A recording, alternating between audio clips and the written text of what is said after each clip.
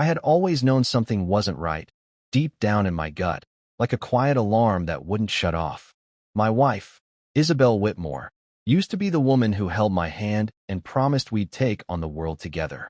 Back then, her eyes sparkled when she looked at me, and her laugh filled every room we were in. But over time, that warmth faded, replaced by a coldness I couldn't explain. It crept in slowly at first, her staying out late with no explanation, the sharp edge in her voice when she talked to me, the way she'd turn her head away mid-conversation like I wasn't even worth her attention anymore. I told myself it was stress, maybe just a rough patch we'd worked through. After all, we'd been married for 7 years. Didn't that mean something? I wanted to believe it did. But looking back now, I see how blind I was, how I clung to a version of her that didn't exist anymore. The truth is, life hadn't been easy for us lately, and I carried a lot of that weight on my shoulders. Losing my job at the finance firm hit me hard. One day I was crunching numbers, feeling like I had a purpose, and the next I was clearing out my desk, avoiding the pity in my coworkers' eyes. It wasn't just the paycheck I lost, it was my confidence, my sense of being a man who could provide. Isabel said she understood, but her patience wore thin fast. Then there was the infertility struggle. We'd been trying for a baby for years, and every negative test felt like a punch to the stomach. The doctors poked and prodded, ran their tests, and I took the blame because that's what husbands do, right? I let her family whisper behind my back, calling me useless, while she stood there silent, never defending me. I thought we were a team, weathering the storm together. I thought wrong. It all came crashing down on my birthday. I woke up that morning with a flicker of hope, thinking maybe this was the day we'd turn things around. Isabel had been distant, sure, but she'd planned something special, a dinner at a fancy French place she loved. I put on my best shirt, the one she used to say made my eyes stand out, and I let myself imagine her smiling at me again, like old times. Maybe she'd planned this to remind me we still had something worth fighting for. Maybe I'd been overthinking everything. I drove to the restaurant with my heart thudding, nervous but excited, like a kid on his first date. I wanted so badly to believe in us again. When I got there, the hostess led me to a private dining room, and I felt a swell of pride. Isabel had gone all out for me. But the room was empty. No Isabel, no candles, no romantic setup like I'd pictured. Just a table set for one, with a single white envelope sitting there, mocking me. My stomach twisted as I sat down and picked it up, my hands already shaking. I tore it open, expecting maybe a sweet note or a clue to some surprise she had in store. Instead, I found a signed divorce agreement, her name scrawled across it in that perfect, elegant handwriting of hers. Tucked inside was a small card, and when I read it, the air left my lungs. Happy birthday. Infertile and jobless trash should just leave. I stared at those words, my mind blank, my chest hollow. 7 years of late-night talks, shared dreams, quiet mornings with coffee in our kitchen, gone, reduced to this cruel little note. She didn't just want out. She wanted to bury me, to make sure I knew I was nothing to her anymore. The waiter came in, his voice soft and polite, asking if I was ready to order. I looked at the table, at the divorce papers sitting there like a centerpiece, and something snapped inside me. Not anger, not yet, just a strange, stubborn calm. I told him yes, I'd eat. He brought out the meal Isabel must have ordered ahead of time, probably thinking she'd be here to share it. I ate every bite, alone, the clink of my fork against the plate the only sound in that empty room. And as I chewed, one thought kept looping in my head. She had no idea what I was capable of. She thought she'd won, but this wasn't the end of me. It was the beginning. I finished the food, paid the bill with the last of the cash in my wallet, and walked out into the night. The air was cool against my face, and for the first time in months, I felt awake. Isabel had drawn a line in the sand, thinking she'd built her castle on solid ground. But she didn't know the truth, not about me, not about herself. Our marriage had been crumbling for a while, sure, but I'd been too loyal, too hopeful to see it for what it was, a house built on sand, ready to collapse with the first strong wave. And now that wave was coming, not from her, but from me. She'd lit a fire she couldn't put out, and I wasn't going to let it burn me down. I'd rise from this, stronger than she ever imagined, and she'd regret the day she decided I was trash. Because I wasn't done, not by a long shot. This was just the start, and I was ready to fight for the life I deserved, with or without her. The night of my birthday still feels like a bad dream, one I can't shake even now. Isabelle had picked La Maison Royale, this fancy French restaurant she always raved about, and I'd let myself get my hopes up. I walked in wearing that blue shirt she used to love, my heart pounding with this stupid, fragile hope that maybe she'd planned something to pull us back together. The place smelled like butter and herbs, and the soft glow of chandeliers made everything feel warm and promising. The hostess smiled at me, said my wife had reserved a private room, and I followed her down a quiet hallway, my shoes clicking on the polished floor. I thought maybe Isabelle was waiting there with a cake or a gift, ready to laugh off the tension that had been choking us for months. I wanted to believe she still cared, even just a little. But when the door swung open, the room was empty. No Isabelle, no candles flickering, no sign of the birthday surprise I'd built up in my head. Just a single table set for one, a white envelope sitting there like it owned the place. My stomach dropped, but I forced myself to sit down, telling myself it was some kind of mistake. Maybe she was running late, stuck in traffic or something. I picked up the envelope, my fingers clumsy and cold, and tore it open. Inside was a divorce agreement, her signature already on it, neat and final, like she'd been planning this for weeks. Then there was the note, her handwriting, so familiar after all these years, but the words cut deeper than anything I'd ever felt. Happy birthday. Infertile and jobless trash should just leave. I read it once, then again, waiting for my brain to catch up with my eyes. 7 years of marriage, and this was how she ended it. On my birthday, with a gut punch disguised as a gift. I sat there, staring at the paper, the room so quiet I could hear my own breathing. My chest felt like it was caving in, but my mind was racing, trying to make sense of it. How long had she hated me this much? When did I become trash to her? I thought about the late nights she'd come home smelling like perfume I didn't recognize, the way she'd roll her eyes when I talked about finding a new job. I'd chalked it up to stress, to her disappointment in me. But this was calculated. She'd picked this place, this night, to make sure I'd feel every ounce of her contempt. The waiter came in then, a young guy with a polite smile, asking if I was ready to order. I looked at him, then at the table, the divorce papers sitting there like a centerpiece to my ruined life. I could have walked out, stormed home, demanded answers she'd never give me. But something stubborn kicked in instead. I told him yes, I'd eat. He raised an eyebrow but didn't argue, just nodded and disappeared. A few minutes later, he brought out this fancy plate of food, some kind of chicken in a creamy sauce, with tiny vegetables arranged like art.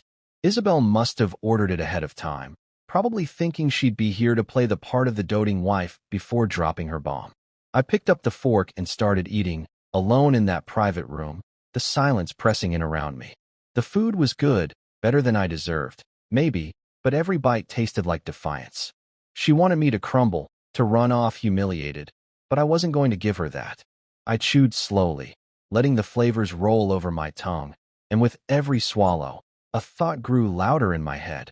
She has no idea what's coming next. I didn't know what that meant yet, not exactly. My mind was a mess, spinning between hurt and anger and something I couldn't name. But sitting there, eating her cruel little setup, I felt a spark ignite. She thought she'd broken me, that I'd slink away and disappear like the failure she saw me as. She didn't know me at all. I'd spent years bending over backwards to make her happy, swallowing my pride when her family sneered at me, staying quiet when she pulled away. I'd let her shame me into thinking I was less than a man because I couldn't give her a kid, because I'd lost my job. But this was her crossing a line she couldn't uncross. I finished the meal, every last bite, and wiped my mouth with the napkin like it was any other dinner. The waiter came back, asked if I wanted dessert. I almost laughed. Dessert after a divorce note?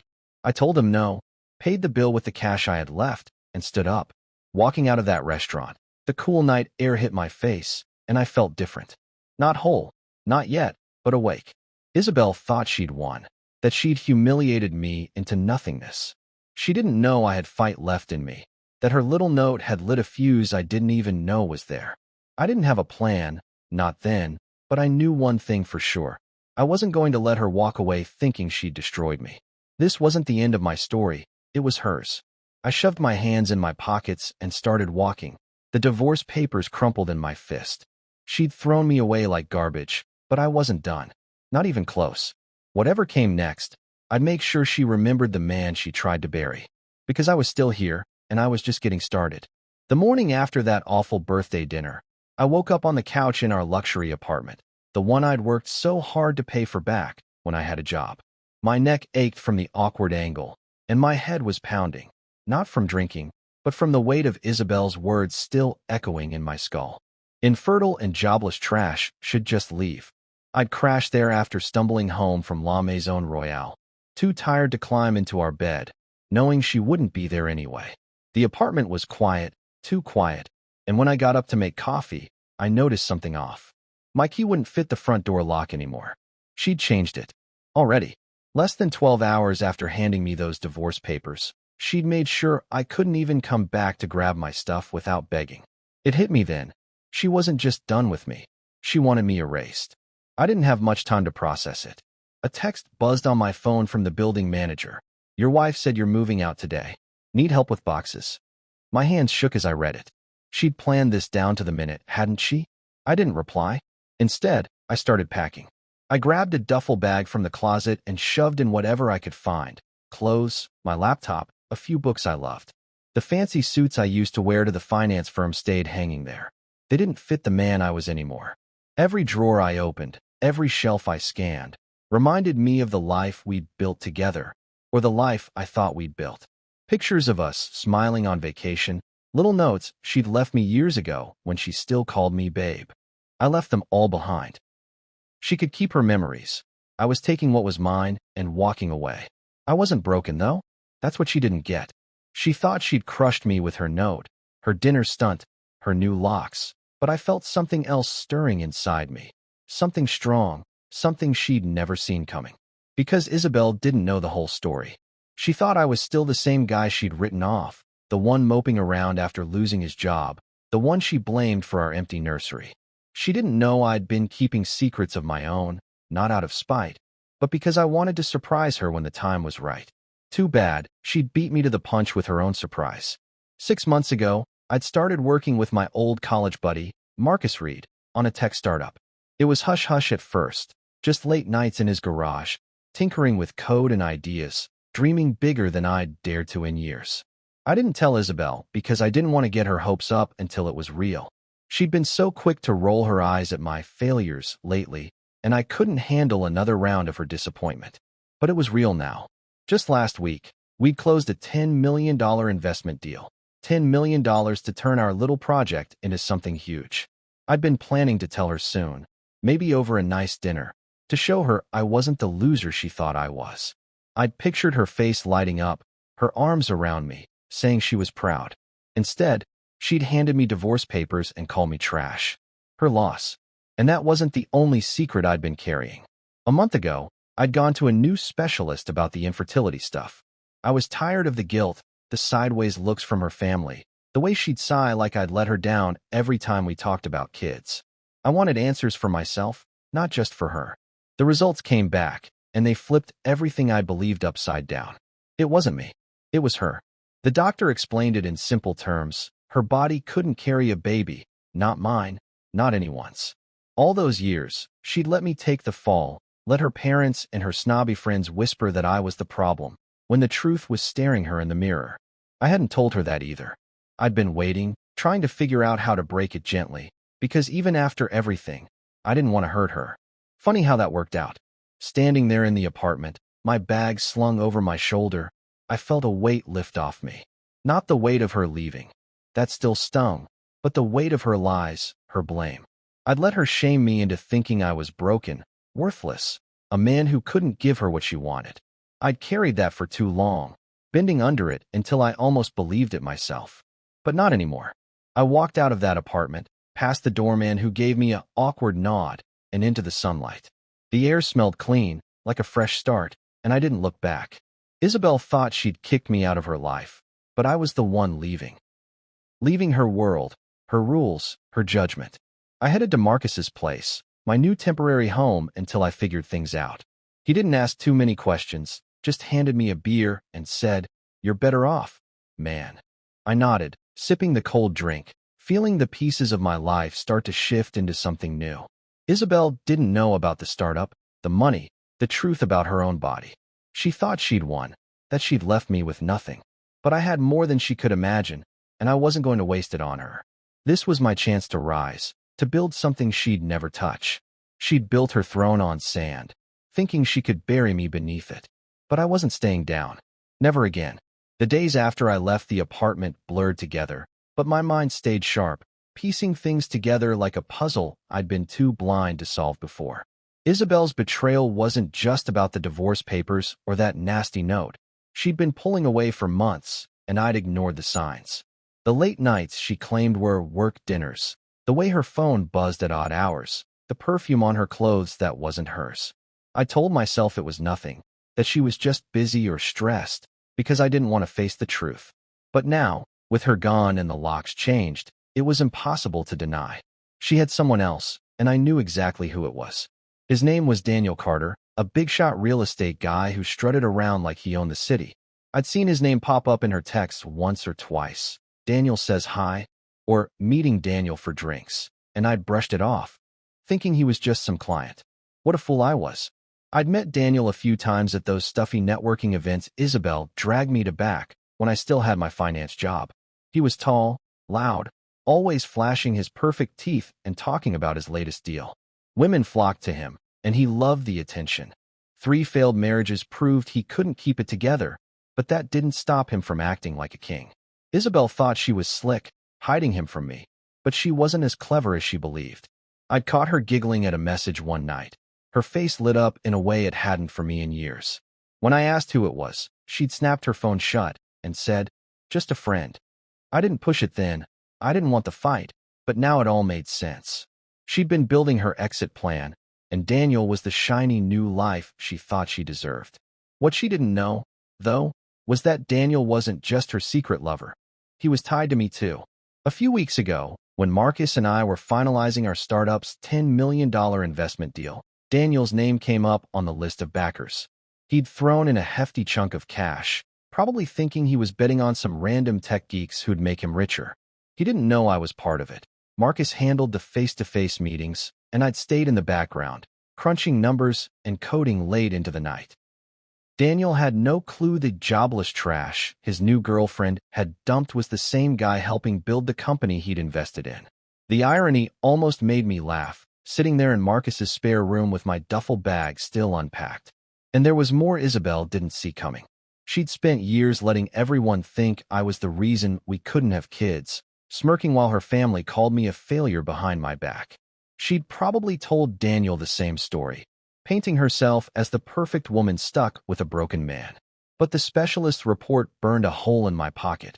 Her infertility, not mine, was the truth she'd never faced.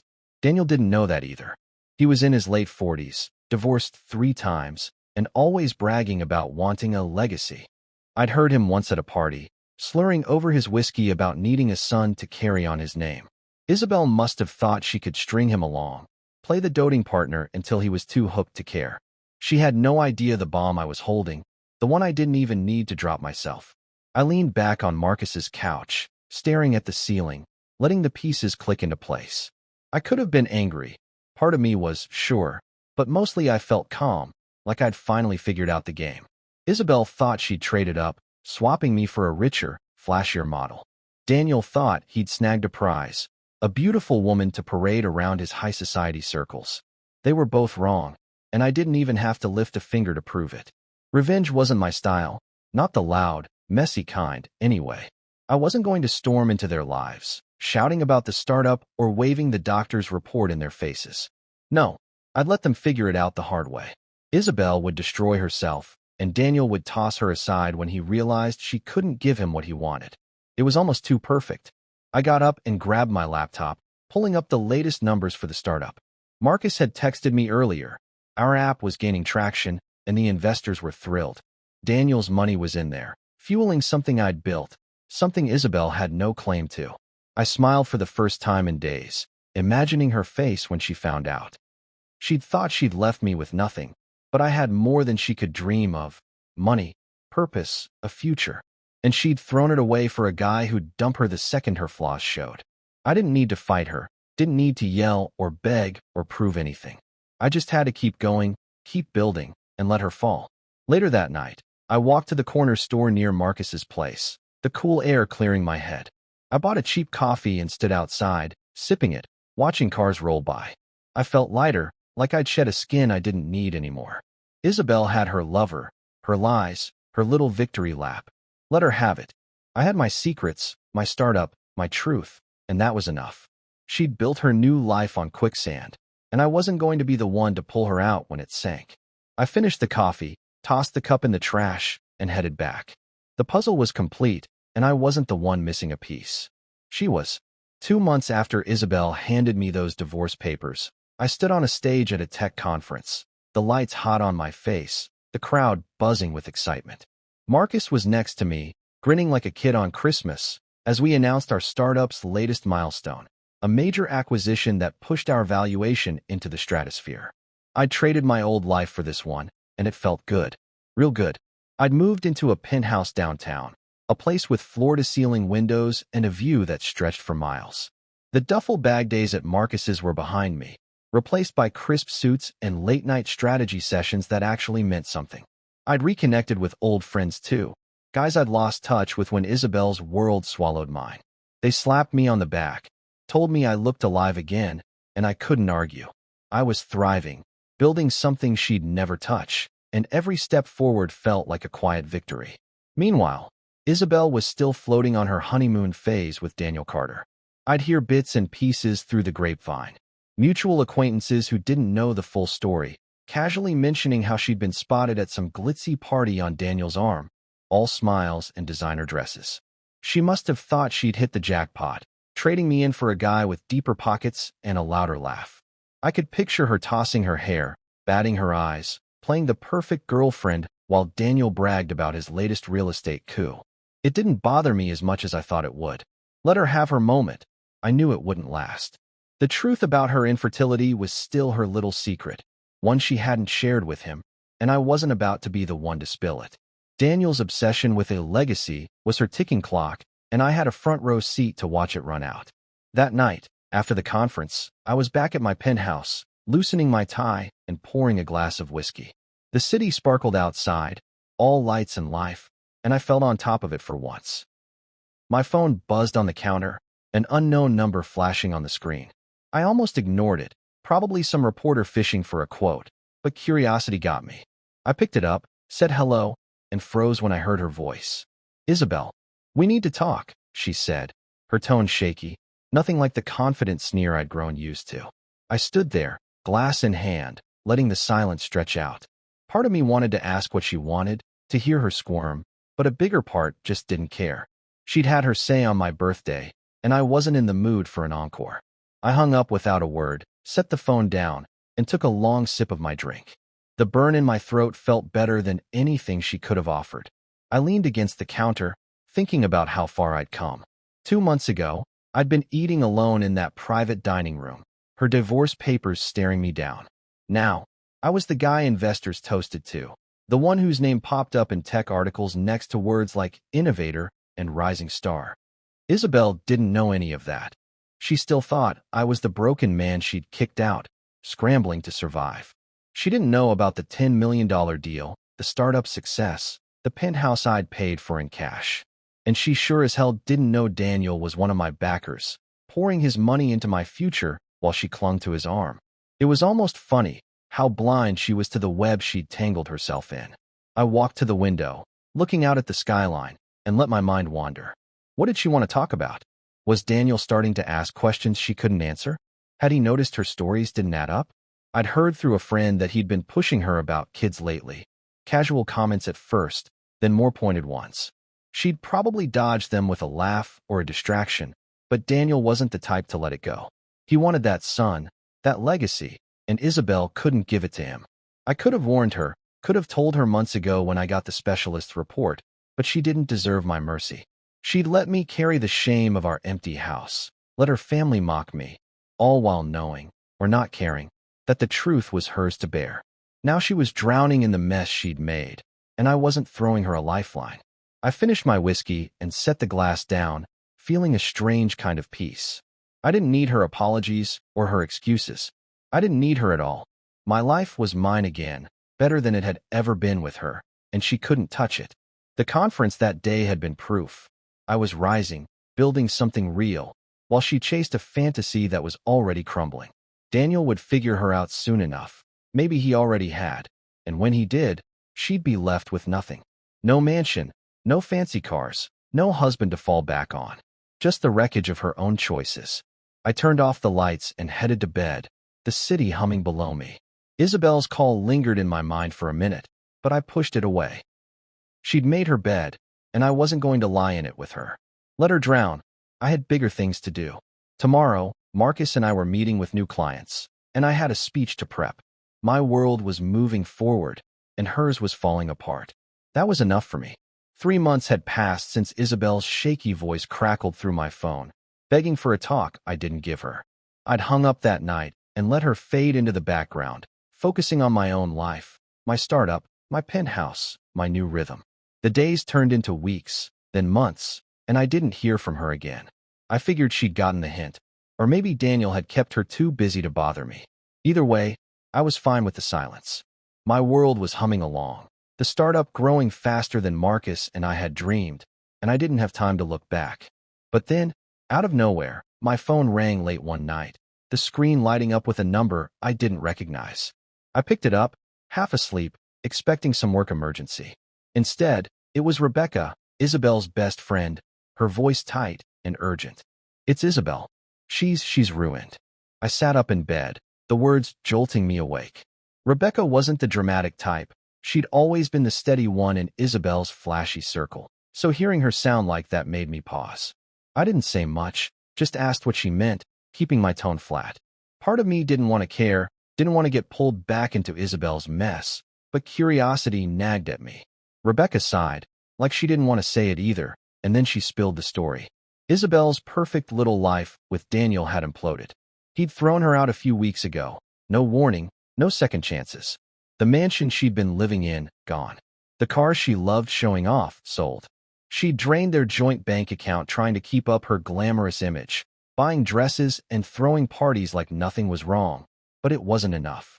Now she had nothing left. No money, no home, no Daniel. I listened, leaning back against the headboard, letting Rebecca's words sink in. She said Daniel had found out the truth, about the infertility, about how Isabel couldn't give him the kids he was obsessed with. I didn't ask how he knew. Maybe she'd slipped up, maybe he'd pushed until she cracked. Either way, he'd cut her loose the second he realized she wasn't the flawless prize he'd thought. Rebecca's voice softened then, almost pleading. "She's been asking about you," she admitted, like it was a confession she didn't want to make. I didn't respond right away. The room was dark, the city quiet outside my window, and I felt this strange mix of satisfaction and emptiness. Isabel had fallen, just like I'd known she would, but it didn't feel as good as I'd thought it might. I told Rebecca I'd meet her for coffee the next day, not because I wanted to help Isabel, but because I needed to hear the rest. I hung up, staring at the ceiling, wondering why I was even bothering. Maybe I just wanted to see how far she'd sunk, to confirm she couldn't climb back up and drag me down again. The next morning, I walked into a little cafe near my place, spotting Rebecca at a corner table. She looked tired, her usual polish dulled by worry. She didn't waste time with small talk. "She's a mess," she said, stirring her coffee like it was a chore. She thought Daniel would marry her, give her everything. Now she's crashing on friends' couches, begging for loans no one will give her. I nodded, sipping my own drink, keeping my face blank. Inside, I could picture it.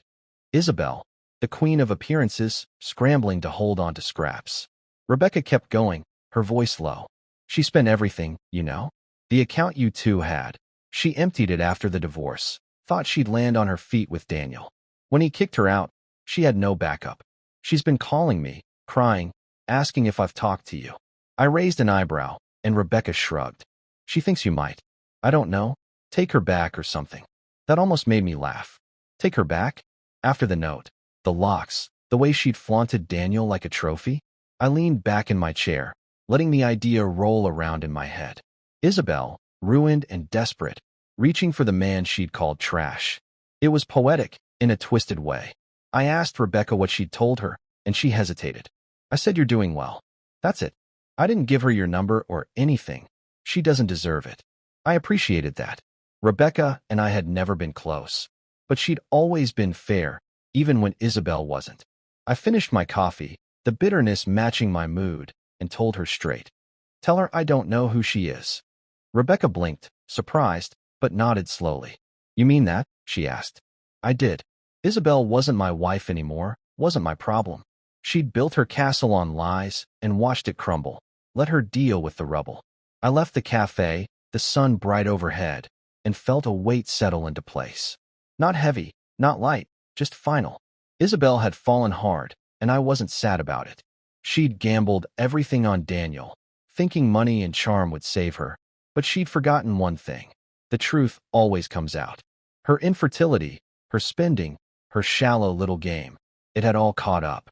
I walked back to my penthouse, hands in my pockets, the city alive around me. My life was moving forward.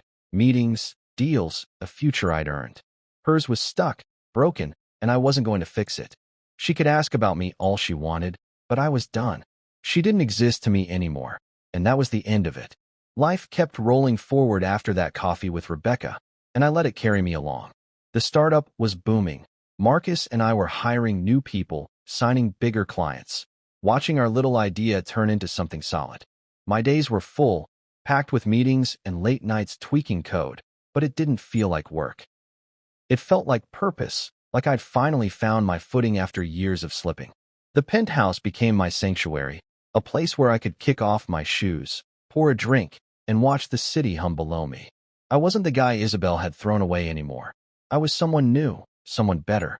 Her mess was hers to clean up, and I didn't spare her a second thought. My world was mine again, and I liked it that way. Then came the charity event. It was one of those black tie things my company sponsored, a chance to rub elbows with bigwigs and raise money for some good cause. Clean water or kids' schools, I can't remember which. I wasn't thrilled about going. Crowds and small talk aren't my thing, but Marcus insisted. It's good PR, he said, clapping me on the shoulder. So I put on a tux, combed my hair, and walked into a ballroom full of chandeliers and clinking glasses. The place was packed with suits and gowns, everyone smiling like they'd practiced it. I grabbed a drink and lingered near the edge, watching the room, feeling a little out of place but steady. That's when I saw her, Sophia Caldwell. She was standing by a table, talking to some guy in a loud tie, her head tilted like she was actually listening. She wasn't flashy like Isabel had been. No glittering dress or perfect pose, just a simple black gown that fit her like it didn't need to try. Her hair was dark, pulled back loosely, and when she laughed, it was real, not forced. I don't know why I kept looking. Maybe it was the way she didn't seem to care about impressing anyone. The guy wandered off, and she caught me staring. I froze, expecting her to look away, but she smiled instead, a small, easy thing that made my chest tighten. Before I knew it, I was walking over, my drink still in hand, no plan in my head. Hi, I said, feeling like an idiot the second it came out. She didn't miss a beat. Hi yourself, she replied, her voice warm but sharp, like she could see right through me. We started talking. Nothing big, just about the event, the awful shrimp appetizers, the guy with the tie who'd bored her to death. Her name was Sophia, a lawyer who handled corporate litigation, and she had this way of cutting through the nonsense that I liked right away. She wasn't there to network or show off. She just liked the cause. I told her about the startup, keeping it casual, and she nodded like she got it. No fake awe or flirty giggles. It was easy, talking to her. Easier than it had been with anyone in a long time. We didn't jump into anything that night. I got her number, said I'd call, and left it there. Isabel's betrayal had left me cautious, my trust chipped away after years of her games. I wasn't ready to dive in blind again, and I didn't know if Sophia was even interested beyond a good conversation. But I called her a few days later, just to see, and she picked up on the second ring. We met for coffee, then dinner, then a walk by the river one chilly night. It was slow, careful, like we were both feeling out the edges. She didn't push, didn't ask about my past until I brought it up, and when I did, bits about the divorce, the startup, the mess I'd climbed out of, she listened. Really listened, not just waiting for her turn to talk. Sophia wasn't Isabel. That was the first thing I noticed, and it kept hitting me the more I saw her. Isabel had been all about status, money, looks, the right address. She'd loved me when I fit her picture, then tossed me when I didn't. Sophia didn't care about any of that. She'd laugh at my dumb jokes, argue with me about movies, sit quiet when I needed to think. She was kind in a way that felt solid, not performative, helping a friend move, volunteering at a shelter, stuff she didn't brag about.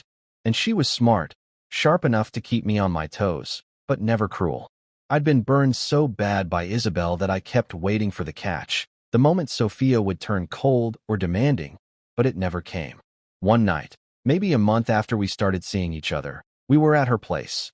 A cozy apartment with books everywhere, nothing like Isabel's sterile luxury. We'd cooked dinner, some messy pasta thing we both laughed at, and were sitting on her couch with a bottle of wine. She leaned against me, her head on my shoulder, and I felt this peace I hadn't known in years. "You're different," she said out of nowhere, her voice soft. I asked what she meant, and she shrugged. "You're real, not chasing something you don't need." I didn't know what to say, so I just held her closer, my heart thudding like it was waking up. I wasn't in love yet, not full on, but I could feel it building, slow and steady. Sophia was better than Isabel, not because of what she had or didn't have, but because of who she was. She didn't need me to be anything but myself, and that was new. I'd spent so long rebuilding after the divorce, proving I wasn't trash, that I hadn't realized I could let someone in again. But there she was, and I wasn't pushing her away. Life was moving on, and for the first time, it felt like love might be part of it. Things with Sophia were good, better than good, really, and I was starting to settle into this new version of my life. The startup kept me busy, but I made time for her, carving out evenings for dinners or quiet nights at her place. We'd been seeing each other for a few months now, and it felt solid, like something I could count on. That night, we were out at a little Italian place she loved, tucked into a booth with dim lights and the smell of garlic floating around us. She was telling me about a case she'd won that day, her eyes bright, her hands moving as she talked. I was half listening, half watching her, amazed at how easy it was to be with her. No games, no pretending, just us. The waiter brought our food, pasta for her, pizza for me, and we dug in, laughing when I got sauce on my shirt like a kid. Then I saw her. Isabel. She was sitting alone at a corner table across the room, hunched over a cheap cocktail, the kind with too much ice and not enough kick. My stomach flipped, not out of longing, but out of shock. She looked nothing like the woman I'd known. The Isabel I'd married was all polish, perfect hair, designer clothes, a smile that could charm anyone. This Isabel was a shadow. Her hair hung limp, dark circles carved under her eyes, and her outfit, some plain sweater and jeans, looked like it came from a thrift store, not her usual boutiques. She hadn't seen me yet, her head bent over her drink, and I hoped it'd stay that way. I turned back to Sophia, trying to focus on her story, but my mind was buzzing. What was she doing here, in this random restaurant, looking like that? Sophia noticed something was off. I must have gone quiet or stiff, because she stopped mid-sentence and touched my hand. "You okay?" she asked, her voice soft but steady. I nodded, forced a smile, and said it was nothing, just a long day. I didn't want to drag Isabel into our night. Didn't want her anywhere near this thing I'd built with Sophia. But then Isabel looked up, and our eyes locked. It was like time slowed down, the noise of the restaurant fading into a dull hum. Her face changed, surprise first, then something desperate, and she started to stand, wobbling a little like the drink had hit her harder than she'd planned. I tensed, my fork halfway to my mouth, waiting for whatever she was about to do. She took a step toward us, then stopped, clutching her glass like it was a lifeline. Sophia followed my gaze, her brow furrowing as she clocked Isabel. "Who's that?" she asked, not accusing, just curious. I swallowed, keeping my voice low. "My ex, don't worry about it." Sophia nodded, trusting me, and turned back to her food, but I could feel Isabel's stare burning into me. I didn't look again, not yet. I wanted her to get the message, to sit back down and leave us alone. But she didn't. She took another step, closer now, and I heard her voice, faint and cracked. "Please." One word, barely a whisper, but it hit me like a slap. Pleading. She was pleading with me. I set my fork down, my appetite gone, and glanced at Sophia. She was watching me, calm but alert, like she'd back whatever I chose. I could have gotten up, gone over to Isabel, heard her out. Part of me wondered what she wanted: money, forgiveness, a shoulder to cry on. But the bigger part, the part that remembered her note, her betrayal, her years of coldness, didn't care. I'd given her everything once: my trust, my love, my pride, and she'd thrown it back in my face. She didn't get to waltz in now, looking like a wreck, and ask for more. I stood up, not to go to her, but to leave. "Let's get out of here," I said to Sophia, pulling some cash from my wallet and tossing it on the table. She didn't hesitate, just grabbed her coat and followed me. As we walked past Isabel's table, I kept my eyes forward, but I felt her there, a shadow I couldn't shake. That "please" echoed in my head, weak and broken, and I waited for guilt to kick in. It didn't. She'd made her choices: Daniel, the lies, the life she chased, and this was where it landed her. Alone, sipping a watered-down drink in a place she wouldn't have stepped foot in a year ago. I pushed the door open, the cool night air hitting my face, and Sophia slipped her hand into mine. "You sure you're okay?" she asked again, squeezing gently. I nodded, meaning it this time. "Yeah, she's just someone I used to know." We kept walking, the restaurant fading behind us, and I didn't turn back. Not once. Isabel could have followed, could have shouted, but she didn't. Maybe she knew it was pointless, that I wasn't hers to call on anymore. The street was quiet, just the sound of our steps and Sophia's steady breathing beside me. I thought about how different this felt, leaving with someone who cared, someone who didn't need me to prove anything. Isabel's fall wasn't my burden, and her "please" wasn't my problem. I'd spent years tied to her, bending to her whims, but that was over. Sophia and I turned the corner, the night stretching out ahead, and I let Isabel slip away for good. She was the past, and I wasn't looking back. A year had passed since that night in the restaurant, and my life had settled into something I hardly recognized, in a good way. The startup was soaring, Marcus and I steering it through new deals and bigger projects, the kind that kept us up late with coffee and adrenaline. The penthouse felt like home now, not just a place to crash, and my days were full of purpose, not shadows. Isabel had faded into a memory, one I rarely revisited. I'd hear whispers about her sometimes, old friends mentioning she'd been spotted here or there, still scrambling to claw her way back into the high society crowd she'd once ruled. But no one wanted her anymore. She'd burned too many bridges, spent too much goodwill, and the glitter she'd chased had turned to dust. It didn't matter to me. My world was moving forward, and she couldn't touch it. Sophia was the biggest part of that world now. We'd been together over a year, and what started slow had grown into something real, something I trusted. She wasn't just better than Isabel. She was different, her own person, with a quiet strength that grounded me. We didn't need flash or fanfare. We had late nights cooking terrible dinners, long talks about nothing and everything, and a rhythm that felt natural. I'd been cautious at first, scarred from Isabel's betrayal, but Sophia didn't push or demand. She just stayed, steady and warm, until I couldn't imagine her not being there. One night, a year after we met, I knew it was time.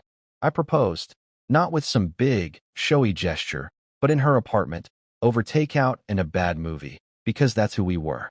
I'd bought the ring weeks earlier, a simple band with a small diamond, nothing like the gaudy stuff Isabel would have demanded.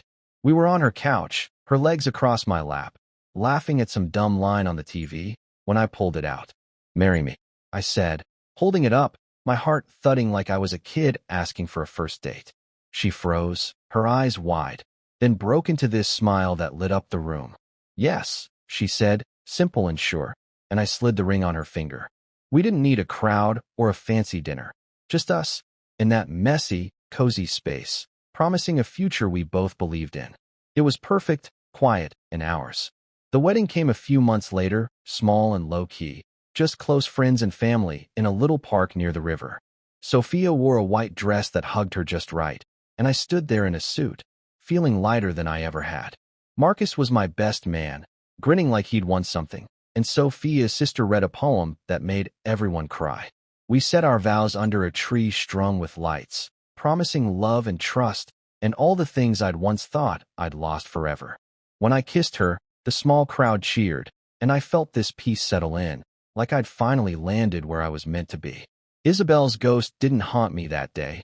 She didn't belong there, and I didn't let her in. Life after the wedding was sweet.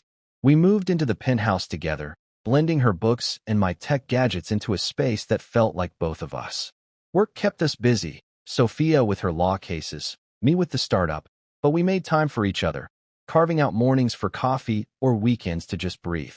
I'd watch her sometimes, reading on the couch or humming while she cooked, and wonder how I'd gotten so lucky.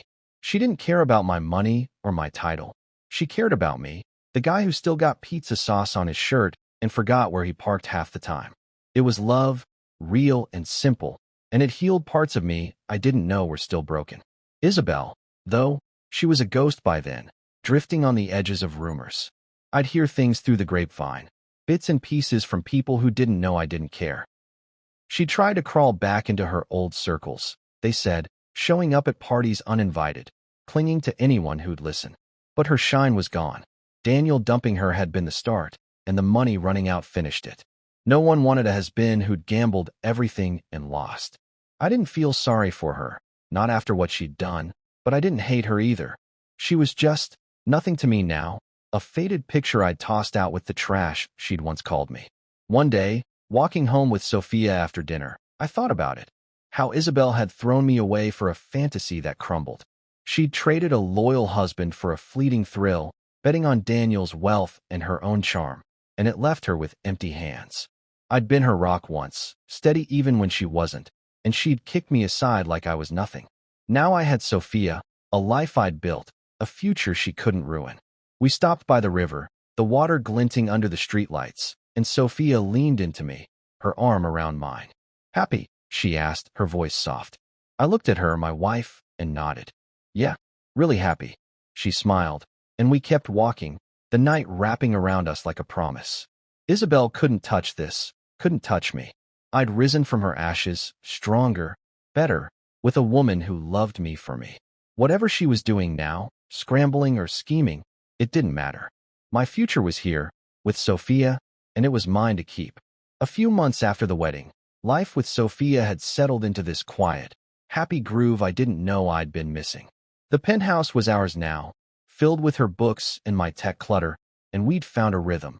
Mornings sipping coffee on the balcony, nights cooking together or just sitting close, letting the city hum outside. The startup was still growing, keeping me busy with late calls and big plans, but coming home to her made it all feel worth it. She'd tease me about my terrible knife skills in the kitchen or steal my spot on the couch, and I'd laugh, feeling lighter than I ever had. Isabel was a distant memory, a shadow I didn't bother chasing anymore. My world was full, and I liked it that way, steady, real mine. Then one morning, I was at my desk, sorting through emails before a meeting with Marcus, when a new message popped up. The subject line stopped me cold. "I'm sorry." It was from Isabel. Her name sat there on the screen, stark and unexpected, like a crack in the wall I'd built around my life. I stared at it, my coffee going cold in my hand, and felt this flicker of something. Not anger, not sadness, just surprise. Months had gone by since I'd last seen her in that restaurant, looking like a ghost of herself, whispering please as I walked away. I hadn't heard from her since, hadn't wanted to, and now here she was, reaching out again. My thumb hovered over the delete button, but I hesitated, wondering what she could possibly have to say. I didn't open it. Not right away. I set the phone down and leaned back in my chair, letting my mind wrestle with it. What did she want? Forgiveness? A second chance? Money? The Isabel I'd known didn't apologize. She deflected, she charmed, she twisted things until she came out on top. But the Isabel from the rumors, the one crashing on couches and begging for scraps, wasn't that woman anymore. Rebecca had said she was ruined, and that night in the restaurant proved it. Dark circles, cheap clothes, a desperation I'd never seen in her before. Maybe she'd hit bottom, and this was her clawing at anything she could reach. Me included. The thought didn't make me feel good or bad. It just made me tired. I got up and walked to the window, looking out at the city stretching below. Sophia was at work, probably buried in some legal brief, and I pictured her there. Focused, strong, nothing like the mess Isabel had become. I didn't need to read that email to know it wouldn't change anything. Whatever she was sorry for, the divorce, the note, the years of coldness, it was too late. She'd thrown me away, called me trash, built her shiny new life with Daniel only to watch it collapse. I'd moved on, climbed out of her wreckage, and found something better. Sophia was my wife now, my partner, and Isabel didn't get to step back into that picture just because she'd run out of options. Still, I went back to the desk and sat down, staring at the screen again. I'm sorry. 2 words, probably a lie, or at least a half-truth. I could imagine her typing it, hunched over some borrowed laptop. Her pride finally cracked enough to reach out. Did she think I'd run to her, play the hero, fix her life like I'd tried to fix ours for years? Or was it just guilt, a last-ditch effort to feel better about herself? I didn't know, and I didn't want to. My finger hit delete, and the email vanished, gone like it had never been there. I waited for regret to creep in, but it didn't. Just relief, clean and simple, like I'd shut a door that didn't need opening. I closed my laptop and stood up, grabbing my jacket for the day. Sophia would be home soon, and I'd promised her we'd try that new Thai place down the street. I could already hear her laughing about my spice tolerance, see her stealing half my plate like she always did. That was what mattered. Her, us, the life we were building. Isabel's apology, if it even was one, belonged to her past, not my present. I locked the door behind me and headed downstairs, the weight of her name lifting with every step. She'd had her chance, years of chances, and she'd blown them all. I wasn't her lifeline anymore. The day went on. Meetings, calls, the usual grind, but my mind stayed clear.